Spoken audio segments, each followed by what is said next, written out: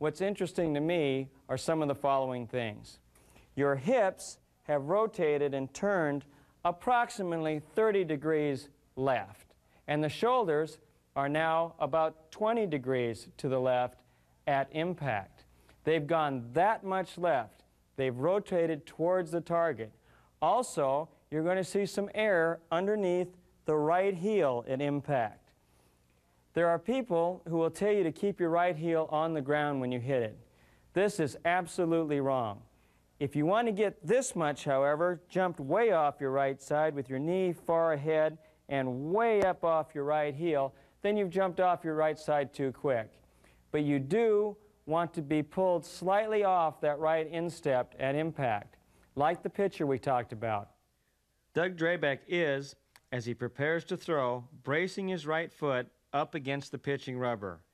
He shifts over a braced right leg and a solid right foot, and then initiates the forward move with a tremendous push off the inside of the right foot. Notice the right heel is ahead of the toe, and look at the roll off the inside of the right foot. I oftentimes teach people to start their downswing in this fashion. When the right heel backs up as you start down, which I see a lot of people do, the right heel backs up, that indicates to me that the hips, the right hip and the left hip, are spinning out. They're responding to this right heel.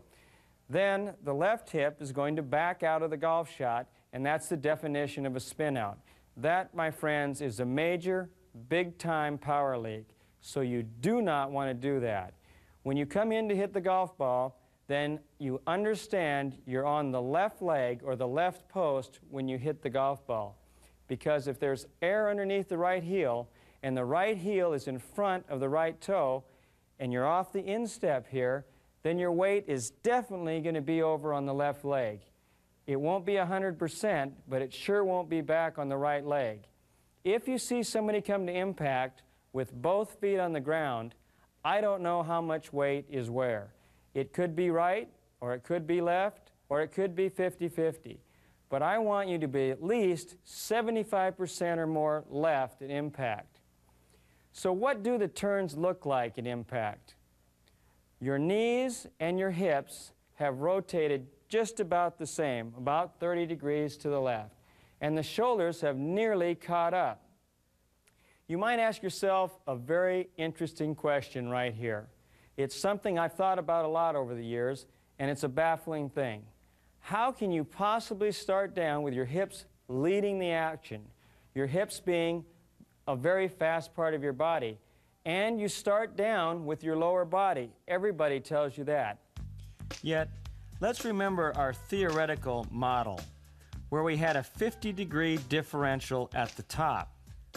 The shoulders are turned here 100 degrees, and the hips 50, giving us a 50-degree gap, a huge X, and is really only meant as a model.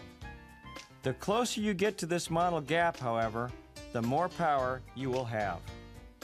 Now we lead down with the hips, but at impact, the shoulders now have almost caught up to the hips. They haven't quite, but they're getting very close. Now, how does that happen? It seems impossible.